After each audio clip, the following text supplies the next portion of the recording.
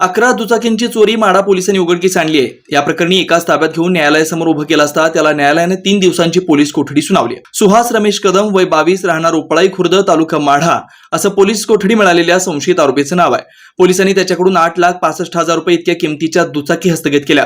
या प्रकरणी सुनील दत्तात्रय बोकेफोडे राहणार बाशी यांनी दिलेल्या तक्रारीवरून माढा पोलिसांनी गुन्हा दाखल केलाय। बोकेफोडे यांची हिरो कंपनीची MH13 EJ 6931 दुचाकी माढा बसस्थानक परिसरातून 1 मे 2024 रोजी अज्ञात चोरट्याने चोरून नेल्याची फिर्याद पोलिसात दिली होती। या गुन्ह्याचा तपास करत असताना पोलिसांना गुप्त खबऱ्यामार्फत मिळालेल्या माहितीनुसार संशयित आरोपी सुहास कदम याला ताब्यात घेतलं। बोकेफोडे यांच्या मोटरसायकलसह इतर ठिकाणाहून देखील अशाच पद्धतीनं त्याने मोटरसायकल चोरल्याची कबुली पोलीस समोर दिली। माढा, कुर्डवाडी, दहिसर, बोरिवली या ठिकाणाहून देखील त्याने मोटरसायकल चोरल्याच्या तपासात आढळून आलं। या सर्व मोटरसायकली माढा पोलिसांनी ताब्यात घेतल्या। ही कामगिरी पोलीस अधीक्षक शिरीष सरदेशपांडे, अप्पर पोलीस अधीक्षक प्रीतम यावलकर, बार्शीचे उपविभागीय पोलीस अधिकारी जालिंदर नालकुल यांच्या मार्गदर्शनाखाली सहाय्यक पोलीस निरीक्षक नेताजी बंडगर, पोलीस उपनिरीक्षक जगताप हांडे खंडागळे, सहाय्यक फौजदार PS मांजरे, हवालदार प्रणय शिंदे, निचळ, पोलीस नाईक बनसोडे, MD शिंदे, संजय घोळवे, जाधव व चालक शेळके, काशीद मस्के यांनी बजावली आहे।